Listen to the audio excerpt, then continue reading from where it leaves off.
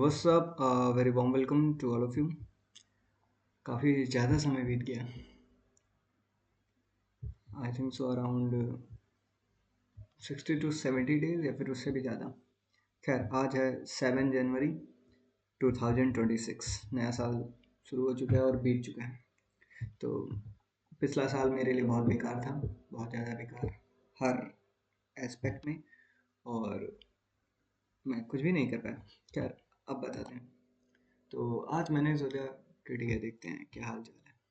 Trading में धीरे धीरे मैं खुद को पिक कर रहा हूँ, और मुझे एक और चीज़ पता चली कि यहाँ से जो है मैं देख सकता हूँ मेरे पास्ट की मैंने कहाँ कैसे कैसे ट्रेड्स लिए थे। ओके, ये मुझे अब पता चला इतने समय बाद। खैर, सो मैंने आज एक ट्रेड ली थी, और मेरी किस्मत ट्रेडिंग में वैसे ही चल रही है। खैर, ठीक है, देखते हैं।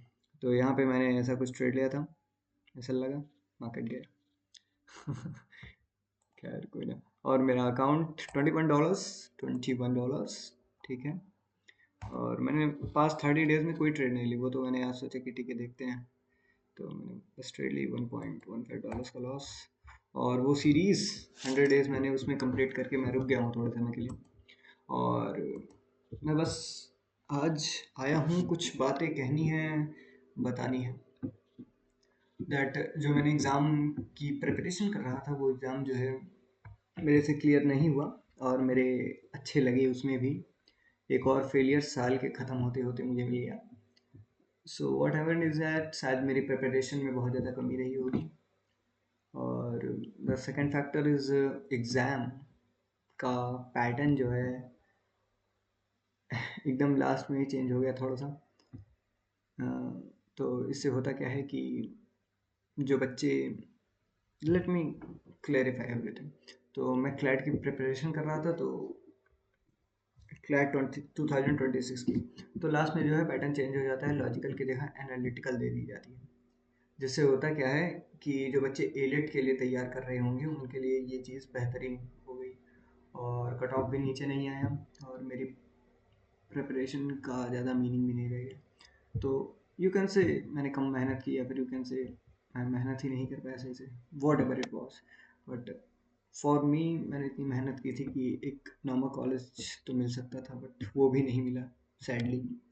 तो ये साल ख़त्म हुआ एक और फेलियर के साथ, और इस साल बहुत ही वाहियात वाहियात चीज़ें हुई।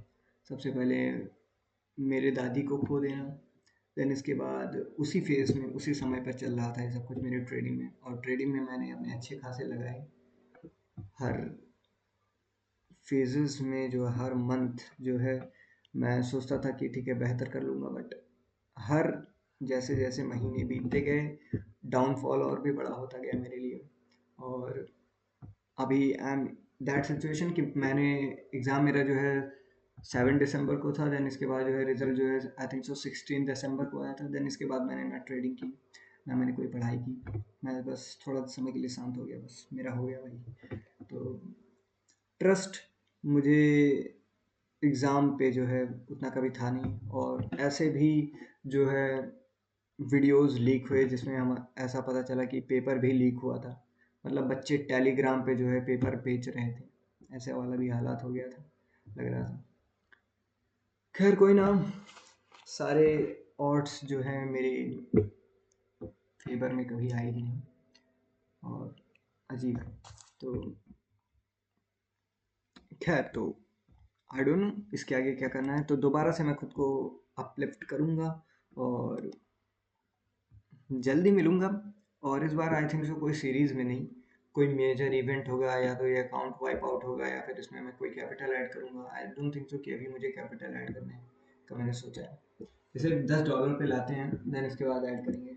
और अभी कुछ समय के लिए मैं ट्रेडिंग को पॉज कर रहा हूँ, क्योंकि अभी मुझे जो है खुद पे काम करना है। कुछ चीज़ें हैं जिस पे काम करना है। इस बार मैं नहीं चाहता कि कोई इमोशन मुझे इंटरप्ट करे मेरे ट्रेडिंग के बीच में। तो सबसे पहले मैं अपने स्केड्यूल को बेहतर करूँगा, देन इसके बाद अपने इमोशंस को थोड़ा सा बेहतर करूँगा। और ट्रेडिंग में एसल वाला यार, एसल इशू करता है, और मेरी लक भी बहुत ज़्यादा मेरी ऐसी तैसी करता है। But anyways, I hope so things will fine. और ये रही मेरे पास की कुछ ऑर्डर हिस्ट्री। इसमें मैंने कई सारे ट्रेड लिए थे। ये 1.15 डॉलर लॉस। देन मैंने पास ट्रेड कब लिया था? 9 नवंबर को मैंने एक ट्रेड लिया था। ओके, देन इसके बाद मैंने कोई ट्रेडिंग नहीं की। एनीवे, सो या जस्ट क्विक अपडेट देना था कि दैट पिछला साल मेरे लिए बहुत ही बेकार रहा, बट मैं उम्मीद करूँगा इस साल मैं कुछ कर पाऊँ। और लेट्स सी व्हाट हैपन। और समय निकलता जा रहा है। अभी मुझे दोबारा एक और एग्ज़ाम की प्रिपरेशन के लिए लगना होगा, CUET। मैंने काइंड ऑफ रिस्क लिया है क्योंकि मेरा कोई जो है और डमी जो है प्लान ही नहीं था कि मैं कोई ग्रेजुएशन करूँ। मैंने सोचा था कि जस्ट मैं जो है एडवांस लॉ करूँगा, अदरवाइज़ कुछ नहीं। बट एग्ज़ाम क्लियर नहीं हुआ मेरे से, और अभी मेरे पास कोई चॉइस नहीं है, आई थिंक सो। और ट्रेडिंग में भी मेरे बहुत बुरे हाल हैं। Trading trading so everything started from the very beginning, जब मैंने वो ये 2025 जब शुरू हुआ था, तभी से। खैर, सिचुएशंस को ब्लेम नहीं करते हैं। जो कुछ भी हुआ था सब सही हुआ है, आई थिंक सो, शायद। एक बेहतर तरीके से स्टार्ट करूँगा। 7 दिन बीत चुके हैं, मैं अपने लाइफ को धीरे धीरे पीस बाय पीस पिकअप कर रहा हूँ। ट्राई कर रहा हूँ चीज़ें मैं बेहतर करूँ धीरे धीरे। थोड़ा सा डिसिप्लिन ला रहा हूँ, थोड़ी सी कंसिस्टेंसी ला रहा हूँ। अब जर्नलिंग दोबारा से मैं स्टार्ट कर रहा हूँ। और सबसे ज़्यादा जो ज़रूरी है, मुझे अभी ये पूरा जनवरी देना होगा। जो कुछ भी मैं भूल गया हूँ, मेरे सारा जो मैंने सीखा था, मेरी लर्निंग्स और मेरा पोटेंशियल, मेरी डिसिप्लिन, उसे दोबारा से वापस लाना है। क्योंकि मैं सही बताऊँ तो मेरे दादी के जाने के बाद ज़्यादा मैं कभी प्रोडक्टिव हो ही नहीं पाया, और कभी फोकस उतना कर ही नहीं पाया। वो सब चीज़ें, वो सारे थॉट्स मुझे परेशान किए। और देन इसके बाद बहुत सारी सिचुएशंस और पढ़ाई, तो दोनों में मैं ना बैलेंस बना पाया और ना किसी एक चीज़ में मैं बेहतर कर पाया। एफर्ट्स मैंने किए थे, बट बड़े लैगी से मेरे एफर्ट्स रहे, I think so. Now I feel इसमें सारी गलती मेरी ही रही होगी, मैं एक्सेप्ट करता हूँ। और वैसे कुछ ना कुछ गलती तो हालात की भी है, पर हालात को ब्लेम करने जाऊंगा तो फिर कोई फ़ायदा होगा नहीं। सो या ये आवाज़ जो है मेरे लिए ही है। जो कुछ भी मैं कह रहा हूँ, आज से ठीक 1-2 साल बाद, 3 साल बाद, 4 साल बाद, 5 साल बाद, मैं जब कभी सुनूंगा, शायद मैं जस्टिफाई कर सकूँ इन सब बातों को। शायद मैं तभी अपना बेहतर वर्जन हूँगा। और डेफिनेटली मैं ट्रेडिंग में कुछ ना कुछ तो कर ही लूँगा। और ट्रेडिंग ही वो चीज़ है जो मुझे चाहिए, क्योंकि ट्रेडिंग ही मुझे आज़ादी देगी। और मेरे लिए पैसों से भी ज़्यादा ज़रूरी आज़ादी है, फ्रीडम। फ्रीडम, ताकि इस पे कभी और बात करेंगे। सो फॉर नाउ, अभी what I need just discipline. अभी खुद को दोबारा से समय देना है, दोबारा से चीज़ें शुरू से शुरू करनी है, और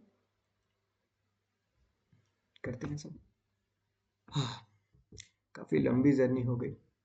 आई थॉट सो कि जो सीरीज़ मैंने स्टार्ट की थी मैं उसी में कर ले जाऊंगा, बट इमोशंस मैन, इमोशंस पूरे ट्रेडिंग के ही नहीं, मेरे रियल लाइफ के इमोशंस मुझे बहुत डिस्ट्रॉय किए, बहुत ज़्यादा। और वही चीज़ बुरी थी मेरे लिए। और एक और चीज़ थी जो थोड़ी सी बुरी रही मेरे लिए, वो है ट्रेडिंग की fees. Total loss $5, total fees $2.49। It's kind of मतलब अजीब है। अभी से अगर इसमें करें तो इंडियन में समझ आएगा तभी। ₹468 का मैंने जो है ओवरऑल लॉस किया है, बट फीस मैंने पे की है ₹212 की। कुछ ज़्यादा इतनी ट्रेडिंग फीस नहीं लेते ब्रोकर्स, बट ठीक है। और मैं किसी पे शिफ्ट भी नहीं हो सकता। मैंने सोचा था कि एक्सनेस को प्रेफर करूंगा, बट नाउ एक्सनेस के बुरे हाल हैं इंडिया में। Indian government. एनीवेज, तो मिलता रहूँगा जल्दी कुछ नए अपडेट के साथ। क्या चल रहा है, कैसे चल रही है मेरी ट्रेडिंग, कोई प्रोग्रेस दिखी या फिर कोई और डाउनफॉल दिखा। उम्मीद करूँगा इस बार डाउनफॉल ना हो, और मैं इससे भी ज़्यादा नीचे और ना जाऊँ, क्योंकि मैं ऑलरेडी जो कुछ भी मैंने सीखा था, मैं ऑलमोस्ट मोस्ट ऑफ द चीज़ें भूल चुका हूँ। और अभी जो है प्रेशर मेरे ऊपर भी आ रहा है थोड़ा सा, कि मैं ट्रेडिंग में तो कुछ कर नहीं पा रहा हूँ, और देन इसके बाद एग्ज़ाम भी मैं नहीं निकाल पाया, और देन इसके बाद अभी एक और एग्ज़ाम देना है मुझे CUET का, तो उसके लिए भी पढ़ना है। तो प्रेशर बन रहा है, अगर और समय लगाऊंगा तो और फिर चीज़ें ख़राब होने लगेंगी। तो उम्मीद करूँगा कि इससे ज़्यादा डाउनफॉल ना हो अब, एंड दोबारा से खुद को उठाऊंगा, मिलूंगा थोड़े समय बाद यहीं पे, और एक बेहतर सेल्फ के साथ, और शायद तब तक मैं अपने इमोशंस पे भी कंट्रोल ले आ पाऊँ, शायद तब तक मेरी स्ट्रैटेजी अच्छी होने लगी। खैर, तब तक के लिए चलता हूँ, मिलते हैं थोड़े समय बाद फिर किसी और वीडियो में। This side Ayush, signing off.